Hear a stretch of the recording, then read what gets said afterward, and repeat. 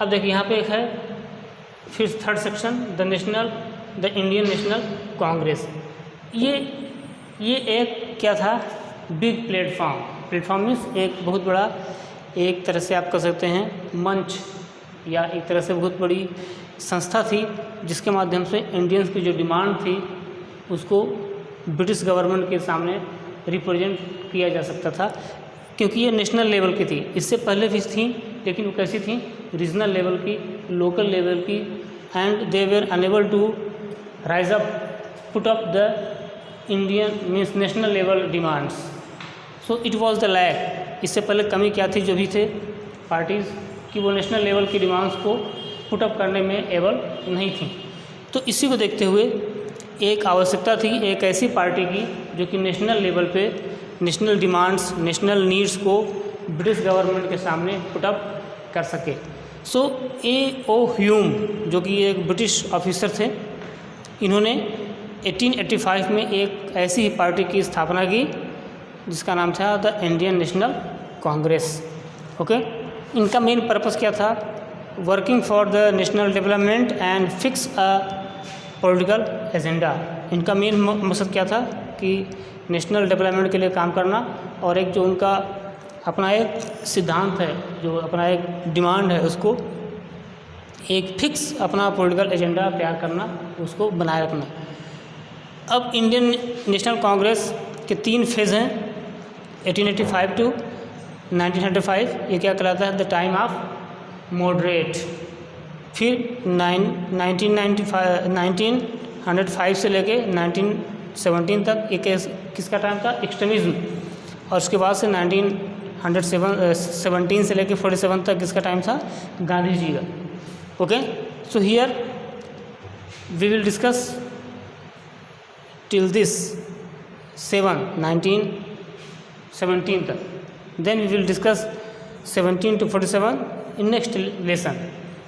तो ये जो टाइम है 1885 to 1905, it was a time of moderate leaders. Moderate leaders means the leaders who were believe in politeness.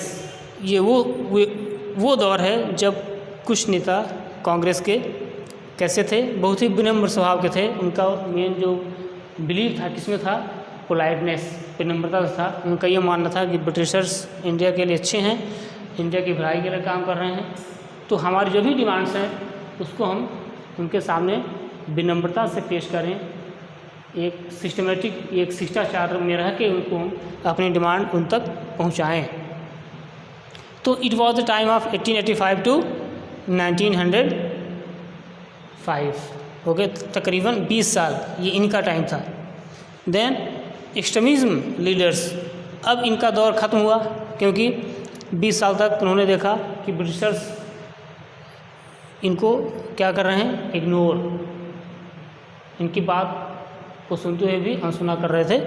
तो इस वजह से अब किसका टाइम आया, एक्सट्रीमिज्म मीन्स अब इनका दौर ख़त्म हुआ, पोलाइटनेस का दौर ख़त्म।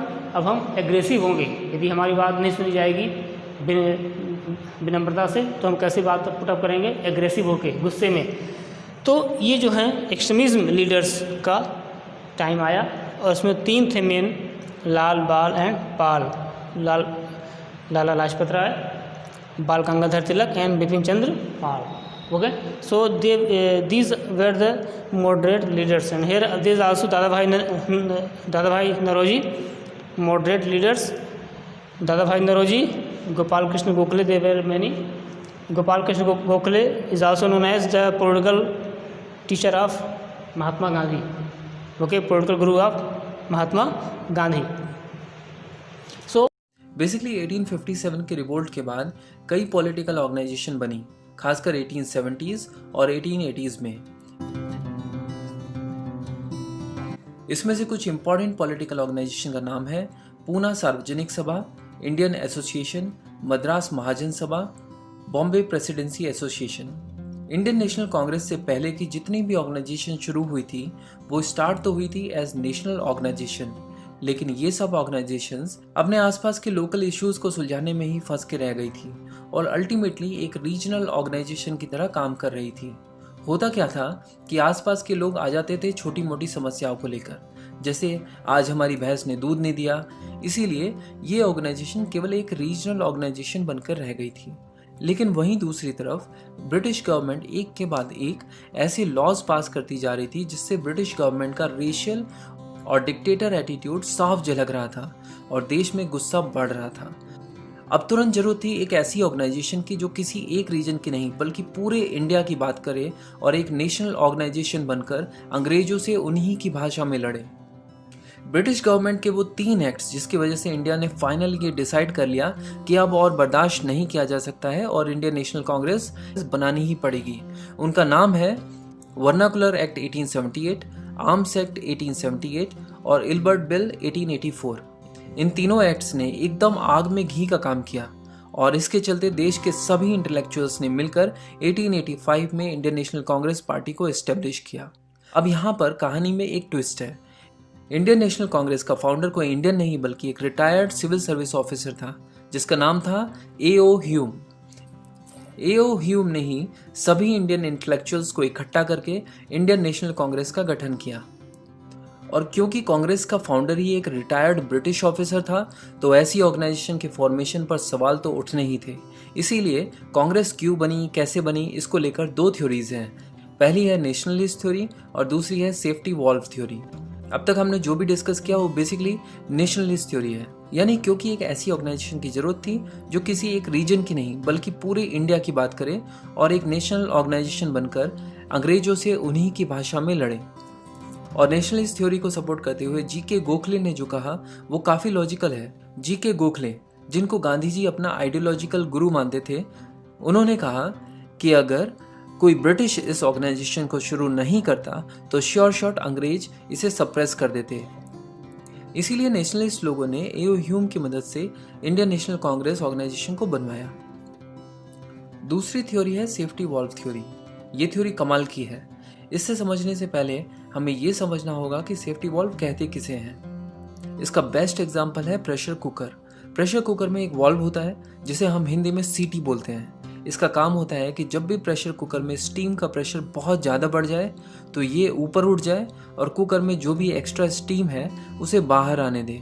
इससे क्या होगा कि कुकर के अंदर का जो प्रेशर है जो बढ़ गया था वो वापस से नॉर्मल हो जाएगा। ये बहुत ज़रूरी है क्योंकि अगर इस एक्स्ट्रा स्टीम को टाइमली रिलीज नहीं किया गया तो क्या होगा, तो कुकर में प्रेशर बढ़ जाएगा और एक पॉइंट पर कुकर फट सकता है। तो कुकर के केस में जब भी प्रेशर बढ़ता है तो सेफ्टी वॉल्व ना सिर्फ प्रेशर रिलीज करता है बल्कि सीटी बजाकर हमें इन्फॉर्म करता है कि कुकर में प्रेशर बढ़ चुका है और हमें उसके बेस पर कुछ एक्शन लेने होते हैं। लॉर्ड डफरिन, जो इंडिया के वाइसरॉय रहे 1884 से 1888 तक, वो चाहते थे कि इंडियन नेशनल कांग्रेस बिल्कुल उस कुकर की सीटी की तरह काम करे। यानी जब भी ग्रास रूट लेवल पर इंडियंस में गुस्सा बढ़े तो कांग्रेस लीडर्स उनकी बात सुने और उन्हें शांत कर दें, और अगर शांत ना कर पाए, ब्रिटिशर्स के खिलाफ गुस्सा ज़्यादा ही बढ़ जाए तो उनकी समस्याएं ब्रिटिशर्स तक पहुंचाएं और based on the criticality of the situation समय रहते ब्रिटिशर्स लोगों के गुस्से को शांत करके एक बड़े 1857 टाइप के रिवोल्ट को रोक सकते हैं। इसके अलावा कांग्रेस अपने शांतिपूर्ण तरीके से ब्रिटिशर्स से लड़ती रहे और आम जनता को कहीं ना कहीं ये होप बनी रहे, ये उम्मीद रहे कि देश में एक ऑर्गेनाइजेशन है जो ब्रिटिशर्स के खिलाफ काम कर रही है, और लोग इस उम्मीद के साथ अपने रेगुलर कामों में लगे रहें, सोचे कि भाई आज नहीं तो कल सब कुछ ठीक हो जाएगा। तो ये थी सेफ्टी वॉल्व थ्योरी। पहला सेशन ऑर्गेनाइज किया गया मुंबई के गोकुलदास तेजपाल संस्कृत कॉलेज में। A.O. ह्यूम ने इसकी परमिशन पहले ही वाइसरॉय लॉर्ड डफरिन से ले ली गई थी। इसका क्या मतलब है?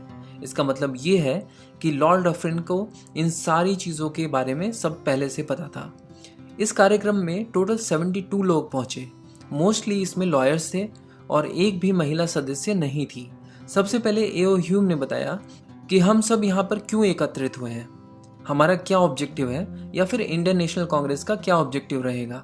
इसके साथ साथ इंडियन नेशनल कांग्रेस के काम करने के कुछ रूल्स बनाए गए, जैसे हर साल एक कांग्रेस सेशन होगा जो इन जनरल दिसंबर के आखिरी 3 दिन में हुआ करेगा।